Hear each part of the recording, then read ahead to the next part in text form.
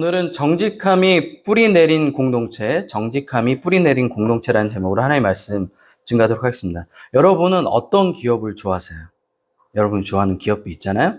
상품이 있고. 어떤 기업을 좋아하세요? 네, 오뚜기, 다 나름의 이유가 있겠죠? 또, 샤넬? 이런 거 좋아하세요? 에르메스?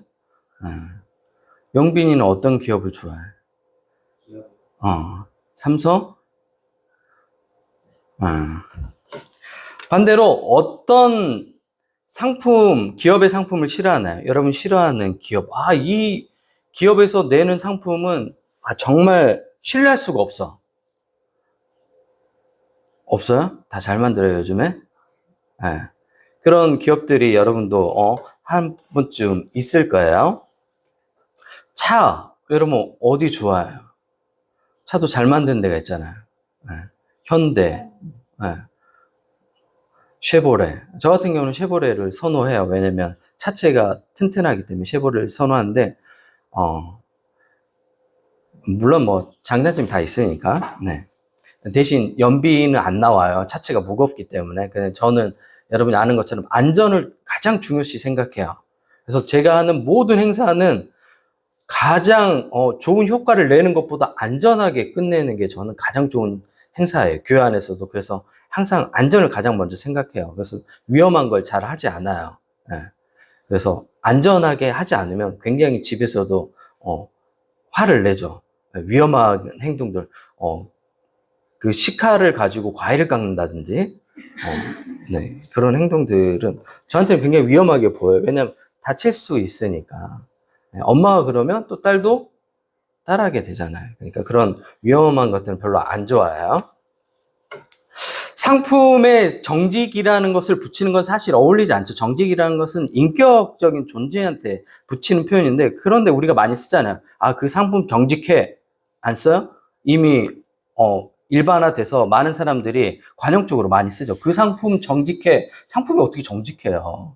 네. 근데 정직하다는 의미가 잘 만들었어. 가성비가 있어. 근데 그 상품이 꽤 괜찮아. 이런 표현을 정직하다는 표현을 사용해요.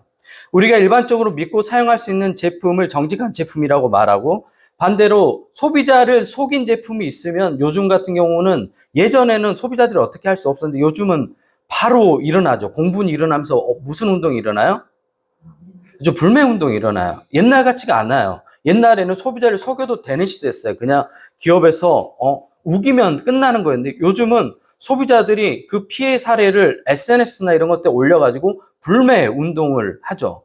그러면 현재 기업이 가장 중요한 가치는 뭐가 돼야 될까요? 옛날에는 이윤 추구였어요. 많은 이윤을 내는 게 중요했어요. 환경 오염 이런 거 상관없어요. 이윤을 많이 내는 거였어요. 소비자를 속이는 거 상관없었어요. 많은 이윤을 내면 기업은 괜찮다고 생각했어요. 오늘날은 그러면 안 되죠. 아까 얘기했던 불매운동이 일어나거나 그 기업이 가지고 있는 이미지에 손상이 가면 브랜드 가치가 하락해버려요. 네. 우리가 어떤 상품 그러면 그 상품에 대한 기대치가 있잖아요. 그 상품을 쓸 때 그만큼 역할을 해야 할 때 그 브랜드 가치가 있는데, 정직함이 기업의 신뢰도를 잃어버리면 그 브랜드 가치도 내려가는 거예요. 그래서 요즘 기업체에서 가장 많이 신경 쓴 게 뭐냐면 정직함이에요. 아이러니하죠? 그런 생각 한 번도 안 해봤죠? 그래서 정직하게 기업 문화를 운영하는 게 요즘 기업에서 가장 많이 신경 쓰는 거예요. 그래서 계속해서 워크숍하고 사람들 사이에서 그 기업 내 문화 안에서 정직한 기업이 되려고 노력을 많이 하는 시대가 됐어요. 왜? 옛날처럼 못 속여요, 이제. 조금만 뭔가 속여서 하잖아요? 그러면 내부 고발자가 있어. 내가 삼성에 다녀봤는데. 요즘 내부 고발 어디서 일어나죠? 쿠팡, 무료, 막 20몇만 원, 하루 일당 이랬는데, 사실 가보니까 어떻게 해요? 산더미처럼 쌓여있는데 혼자 해야 되는 상황인 거예요. 그래서 사람들이 일하다가 죽을 수 있겠구나 라는 생각을 하는 거. 어디서 다 고발이 됐어요? 쿠팡 알바를 간 내부 고발자들이 사진, 영상 찍어놓고 막 일하는 거 보고, 노답이다 막 이러면서. 그래서 요즘은 정직하지 못하면 기업도 살아남기 어려운 시대가 되었어요. 이제 이 개념을 교회에 한번 적용해 볼까요? 세상 사람들이 교회를 외면하는 이유는 왜 교회를 외면하죠? 세상 사람들이 교회를 왜 외면할까요? 이유가 있겠죠.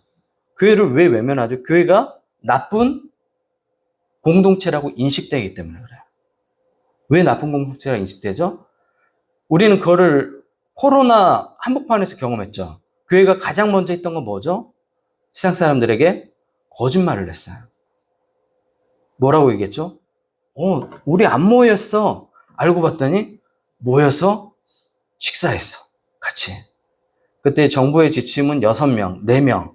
왜냐하면 그 정부가 교회를 탄압하기 위해서 그런 게 아니라 코로나 확산을 막기 위해서 그때 당시에 정책을 폈는데 사람들이 그러니까 이해를 못하는 거야. 교회는 이타적인 집단이어야 되나. 세상을 위해 존재하는 빛과 소금의 역할을 해야 되는 그런 교회가 가장 먼저 뭘 했냐면 거짓말을 했어요. 누구를 향해서? 세상 사람들을 향해서. 그래서 사회적 신뢰도가 바닥을 쳐버렸어요. 근데 거기다가 이제 목회자들이 마스크 뭐 안 쓰고 막 자기 마음대로 행동했거든요. 왜? 자기는 신의 대리자라고 생각하는 망상장애를 가진 사람들이 많아. 미친 사람이죠, 그거는. 똑같죠. 코로나 똑같이 걸리고. 저 걸렸어요? 저 걸렸어요. 그냥 사람인 거예요. 근데 자기는 하나님께서 특별히 보호할 거라는 어리석은 행동을 하는 거죠. 여러분, 옥상에서 뛰어내리면 하나님께서 보호해 주세요? 하나님께서 만드신 중력의 법칙이 있잖아요. 근데 왜 뛰어내려요? 아이들이 많이 뛰어내리려고 해요. 잘 봐야 돼요, 그러니까. 4, 5살 될 때 자기가 슈퍼맨인 줄 알고 막 뛰어내리려고 하는데. 그래서 교회가 사회로부터 신뢰를 잃어버렸어요. 근데 교회가 사회로부터 신뢰를 얻었던 때가 있어요. 사람들이 힘들면 교회를 찾아갔던 때가 있어요. 사람들이 억울하면 교회를 찾아갔던 시대가 있었어요. 사람들이 절망의 끝에 아무도 이 세상 가운데 도와줄 단체나 사람들이 없다고 여겨졌을 때 갔던 곳이 교회였던 시대가 있어요. 언제였을까요? 놀랍게도 이 땅 가운데 복음의 씨앗이 뿌려지고 난 이후 얼마 안 됐어요. 구한 말인 거예요. 여러분에게 아는 1907년인 거예요.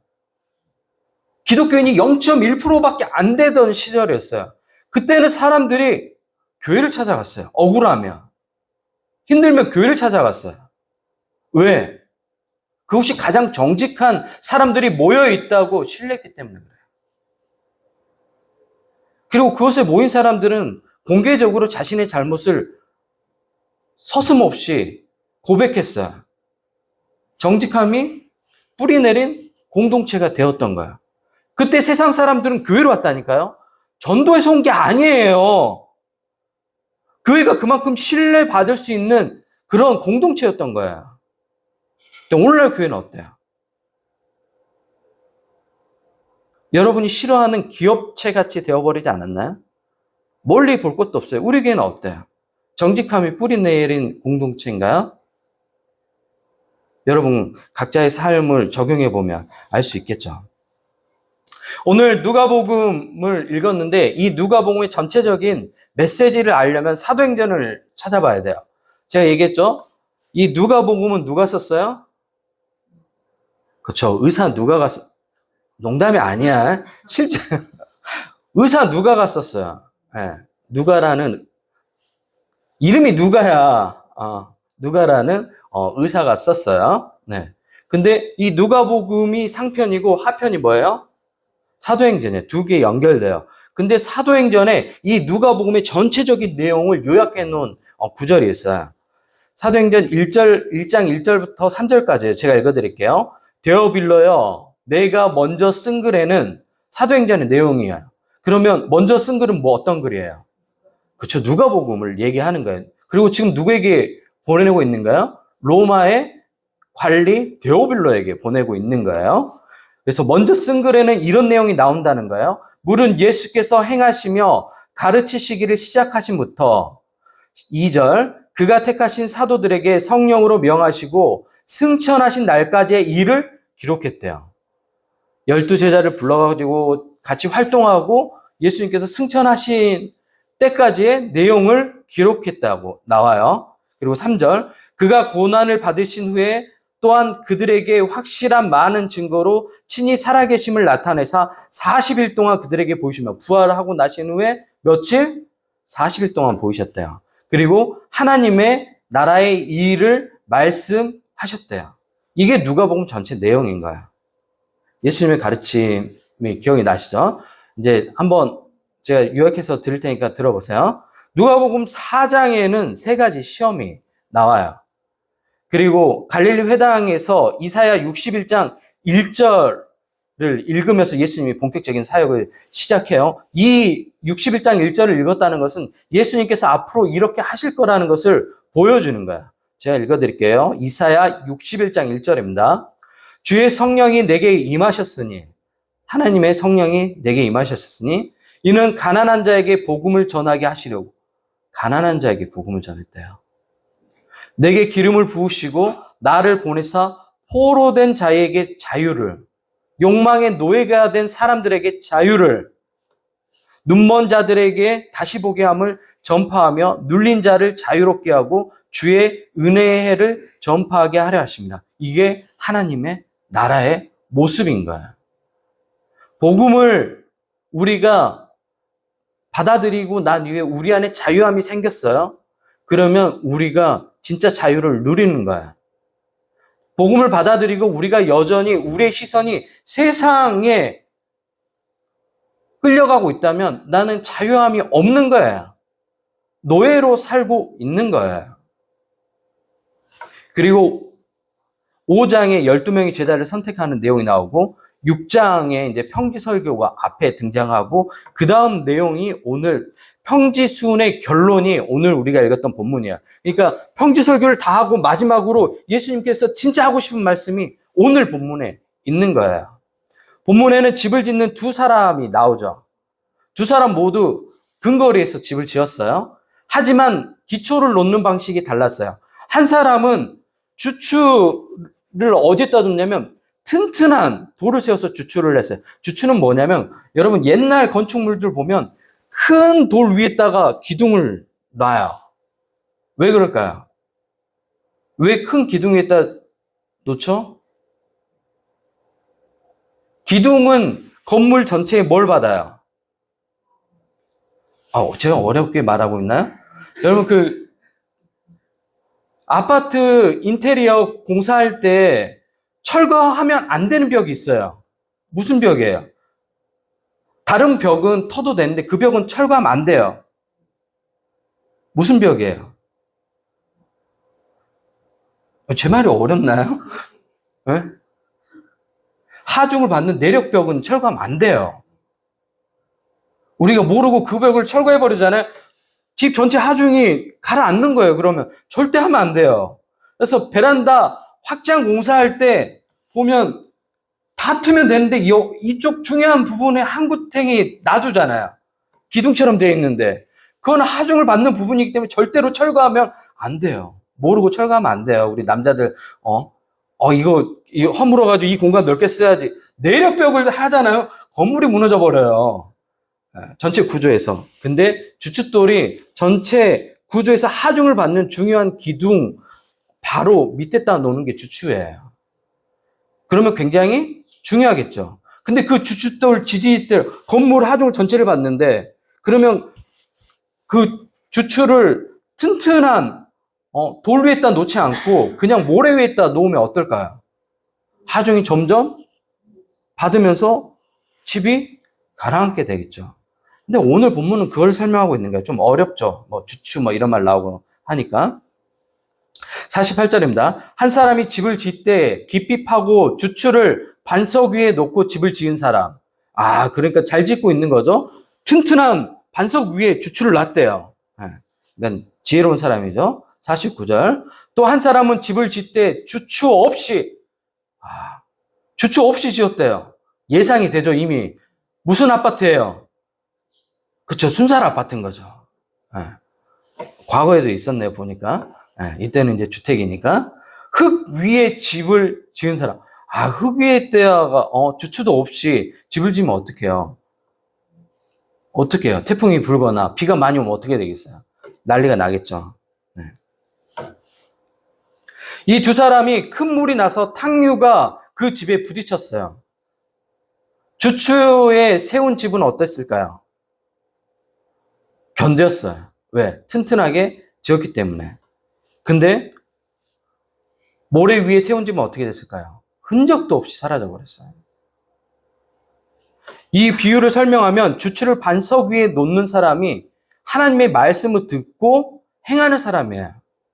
하나님의 말씀을 듣고 행하지 않는 사람이 있어요. 제가 우리 청년들한테 자주 그런 얘기 하죠. 책을 읽는 두 그룹의 사람이 있어요. 책을 읽는 사람 거의 여기 안에 다 속해요. 한 사람은 책을 읽으면서 자기의 사유를 확장하는 사람이에요. 사유라는 건 어려운 말 아니에요. 생각이 넓어지는 걸 사유가 확장이 되는 거예요. 생각이 넓어지는 거. 또 하나의 사람은 책을 읽고 뭐 하는 사람이에요? 소비하는 사람이에요. 단순히 유통하는 사람이야. 나 이 책을 읽었다? 이런 사람은 책을 읽는 게 아니라 글자를 읽는 거야. 백날 읽어도 소용없어요. 만 권을 읽어봐야 아무 효과도 없어요. 그래서 목사님들 가운데 1년에 나 책을 1000권 읽나? 1년에 1000권 읽는 건 일단 불화예요.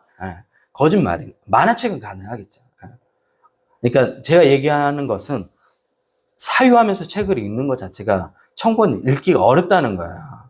그 정도면 완전히 고도로 훈련된 사람이지 일반 목회자들이 그렇게 한다는 건 거짓말인 거야. 근데 이제 나타내고 싶은 거야. 내가 이 정도 책 읽는다고.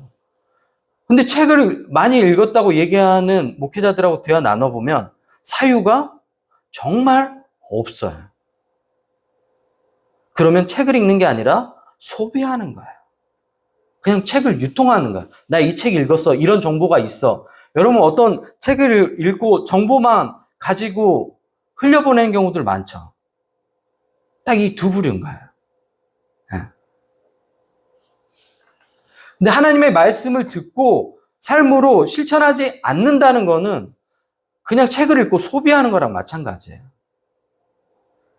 그래서 철학 교수 저랑 이름이 같아요. 김병철 교수는 오늘날 사람들이 소비하는 스토리에 익숙해져 있다고 얘기해요. 소비하는 스토리. 그 이야기가 사유화돼서 우리 안에서 내재적 힘을 발휘하는 게 아니라 그냥 소비성. 근데 오늘날 신앙인들이 이렇게 신앙생활을 한다는 거야. 하나님의 말씀을 듣는 데서 끝나버려요. 듣는 데서 끝난다는 것은 내 안에서 하나님 말씀이 살아 움직이지 않는 거예요. 그리고 여러분이 가장 많이 하는 거 있잖아요. 주님, 현실은 달라요. 제가 가르쳐 줄게요. 현실은 달라요. 주추 놓고 집 짓고 언제예요? 언제? 언제 하냐고요? 정신머리가 없어요. 언제 하냐고요? 우리는 이렇게 얘기해요. 제가 요즘 무력감을 많이 느껴요. 저는 하나님 말씀이 제 안에서 굉장히 역동적으로 움직였고 저는 그것을 믿는 사람이었어요. 근데 오늘날 사람들하고 대화 나누다 보면 그 하나님 말씀 신뢰하는 사람이 별로 없어요. 실제로. 너무 아이러니하죠? 기독교인이고 목회자들인데 하나님 말씀을 신뢰하지 않아요. 그리고 그 끝은 다 뭐로 끝나면 돈이에요. 그 끝은 욕망이에요. 성경은 복 있는 사람은 하나님의 말씀을 듣고 행하는 사람이 복 있다고 얘기해요. 악인들의 삶을 살아가면서 자신이 복 있다고 착각하고 인생을 마무리해요? 어리석은 거죠. 여러분이 주기철 목사님이나 손양원 목사님을 존경하는 이유가 뭐예요? 세상에서 성공해서? 그분들이 뭐 성공했어요? 주기철 목사님은 파면당했어요. 우리 통합 측에서. 신사참배 거부했다고. 말이 돼요? 요즘으로 얘기하면 일본 친일적인 행각을 하는 것에 대해서 주기철 목사님이 화낸 거예요. 목사들한테. 목사들이 깨어서 민족을 이끌어야지 친일 행위를 하면 되냐고. 근데 뭐 했다고요? 그 친일했던 목사님들이 모여가지고 주기철 목사님 파면시켜버렸어요. 근데 지금 누굴 기억해요? 주기철 목사님을 기억하잖아요. 손양 목사님 어때요? 그분이 뭐 했어요? 그분이 뭐 했어요? 사랑으로 목했잖아요. 전라도 여수 시골에서. 여수 가봤어요? 여기서 6시간 걸려요. 지금은 그래도 관광도시가 돼서 많이 번화가가 됐지만 그때 당시에 여수 5촌이에요. 다 그물 들고 다니고 막 이런단 말이에요. 근데 그런 시대에 그것도 여수에서 사람들이 가장 혐오시설로 여기는 나병 환자들이 있는 곳에서 손양 목사님 목회하셨어요. 사랑으로 그들을 품고 나병 환자들 전염된다고 전염 안 돼요. 근데 사람들이 전염된다고 생각해갖고 그 사람들 외면하고 핍박하고 짐승처럼 생각하고 그런데 가가지고 자신의 일생을 바치면서 목했단 말이에요. 그러니까 사람들이 기억하고 있죠. 어디에다가 놨어요? 어디에다 놨어요? 주춧돌을 잘 놓은 거죠, 반석 위에.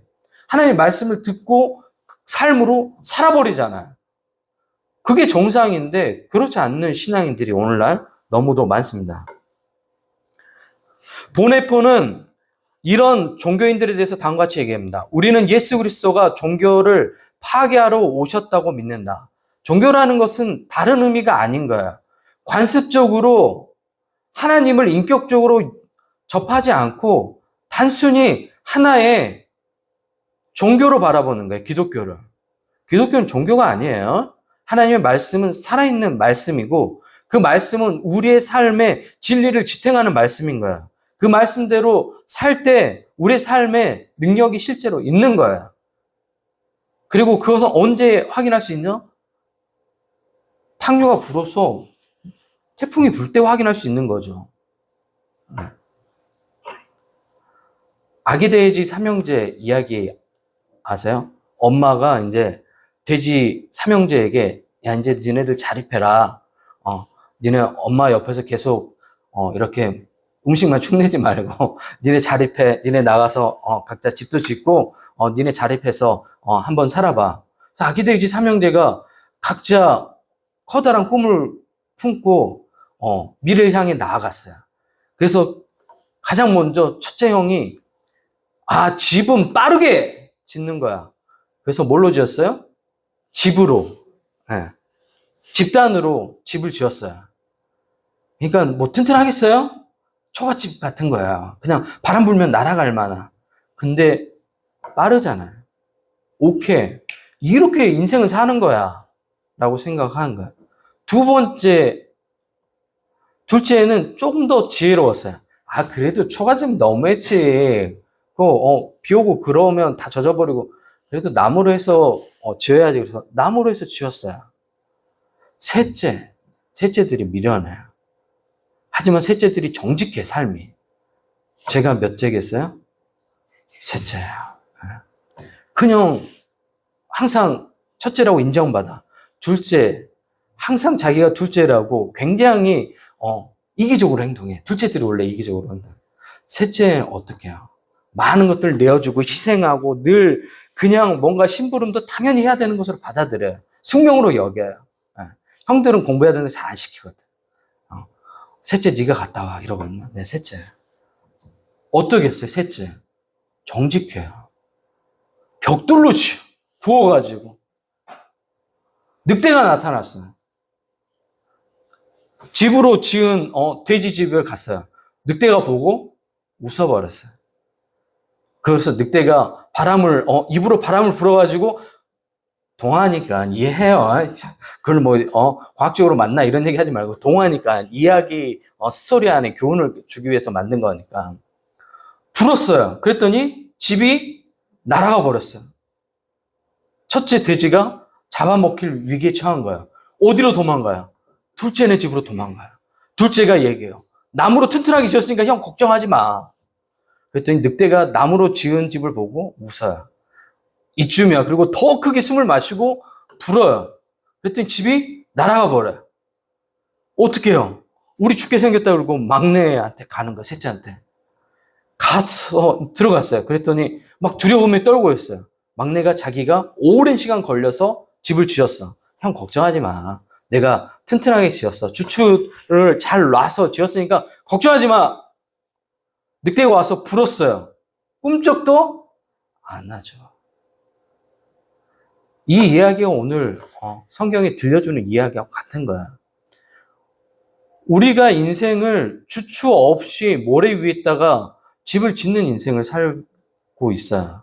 원래 많은 신앙인들이 그렇게 살아가요. 금방 다 사라져 버려요. 제 주변에 많은 사람들 보거든요.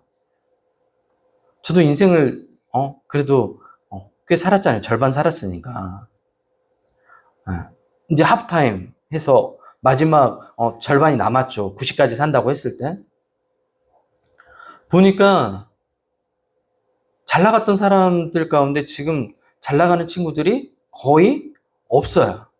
목회자들 가운데도 소위 성공했다는 목회자들 지금 있을까요? 없어요. 2013년, 4년, 5년 이때 가장 인기 있었던 목사들 가운데 지금 살아남은 목회자가 있을까요? 그때 누굴 가장 사람들이 좋아했냐면 전병훈 목사. 들어봤어요? 네. 청년들만 10,000명 모이는 교회로 세웠죠. 저는 근데 그 사람이 무너질 줄 알고 있었어요. 네, 한미준이라는 세미나 가서 만났었는데 너무 거만한 거예요. 제가 그래서 저 사람이 책을 또 본인이 많이 읽었다고 얘기한 사람인데 책을 읽는 사람이 아니라 글자를 읽는 사람이었어요. 소비하는 사람이었어요. 사유가 깊거나 그런 사람은 아니었어요. 그래서 제가 느낀 게 너무 거만한 거예요. 목회자가 만났는데 막 거드름 피우고 선배 목사들 있는데 막 저런 거 신경 쓰지 않아야 된다고 막 신학생들이 질문하면 진지하게 듣고 이야기해주고 그래야 되는데 하지 말라고 나처럼 하면 된다고. 그래서 내가 오래 못 가겠구나. 그리고 터진 일이 이제 성문제가 터진 거예요. 교회 안에서. 그 다음에 오정현 목사 마찬가지예요. 사랑의 교회. 지금 존경한 사람이 있어요? 누가 존경해요? 그 사람들은. 근데 제가 만났던 인격적인 목회자가 있어요. 당시에도 꽤 큰 교회를 했는데 너무 인격적으로 대하고 그냥 만나서 대화하는데 그 깊이가 느껴져요. 이재철 목사님. 하나하나 사실 또 신학생 가운데 엉뚱한 신학생도 많아요. 엉뚱한 얘기하는 사람도 많은데 그걸 다 들어주시는 거야. 그리고 진지하게 대답도 다 해주시는 거야. 어떤 질문을 했냐면 목사님 옷을 잘 입는다고 그런 질문을 왜 해요? 뭐 목회하는 것도 아니고. 그랬더니 이제 가족 가운데 준 옷을 물려서 입는다고 하시더라고요. 그러니까 본인이 사서 입는 게 아니고 그냥 주는 거 본인이 입는다 이렇게 얘기했는데 친절하게 또 다 이야기해주고 되게 그 짧은 만남이었는데 너무 인상이 깊었어요. 그리고 그 다음부터 그 목사님 책은 나오면 꼭 샀어요. 왜? 그 사람이 가진 인격이나 이런 것들이 동의가 됐으니까. 오늘날 많은 신앙인들이 기본을 제대로 놓지 않고 모래 위에다가 자기 인생을 쌓고 있습니다. 여러분은 어때요? 그리고 정직함이 뿌리내리지 않는 공동체는 모래 위에 집을 쌓는 거야. 여러분은 서로에게 솔직합니까? 정직하나요? 여러분 가정을 무너뜨리는 가장 쉬운 방법이 있어요. 뭘까요? 거짓말하면 돼요. 영빈아, 엄마하고 신뢰관계를 깨버릴 수 있는 가장 빠른 방법이 있어. 뭐 하는 거야? 엄마한테 거짓말하는 거야. 자식하고 관계를 깨버릴 수 있는 가장 좋은 방법이 있어요. 저놈 새끼 이제 보기도 싫고 저놈 새끼 손절해야 되겠어. 이제 안 보고 싶어. 거짓말하면 돼요. 그럼 자녀가 더 이상 부모를 믿지 않아요. 어떤 말을 해도. 그래서 우리 집에서 제가 화를 내는 정말 크게 화내요. 다른 건 다 그냥 실수해도 다 이해하고 받아들여야 되는데 거짓말하는 거에 대해서는 굉장히 크게 화내요. 왜? 우리 가정을 깨트리는 행위인 거야. 아내한테도 제가 요구하는 건 딱 하나예요. 거짓말을 하지 마라. 저도 마찬가지로 거짓말을 안 해요. 음식이 맛있냐고 물어보면 그냥 대답을 안 하잖아요. 맛있어? 그래. 그래. 그래서 넘어가요. 어쩔 수 없잖아요. 예. 입맛이 발달했는데 어떡해. 뭐가 부족한데 먹으면 느껴져요. 아, 밸런스가 단맛이 좀 부족한데? 뭐 이거를 그냥 속으로 생각하는 거죠. 괜찮아. 그냥 먹는데 괜찮다는 얘기예요. 예. 정직함이 뿌리내린 공동체가 돼야 돼요. 서로에게. 교회 공동체가. 그래서 과거에 교회 공동체는 서로에게 자신의 어려움들을 같이 나눴어요. 근데 오늘날 교회는 하지 않죠, 그런 것들. 철저히 개인화해서 같은 공동체 안에 있어도 타인으로 바라봐요. 저들로 바라봐요. 네. 그래서 아무것도 나누지 않아요. 저도 요즘 유행하는 목회자들처럼 똑같이 여러분을 대할까요? 주일날 와서 만나고 그게 전부인 거예요. 강단에서 이 모습만 만나면 어때요? 되게 젠틀하잖아요. 찬양하는 모습 보이면 어때요? 지금은 안 그러지만 제가 청년 때는 교회 자매들이, 여자 청년들이 그렇게 찬양하면 신령해 보이나 봐요. 그게 단면이잖아.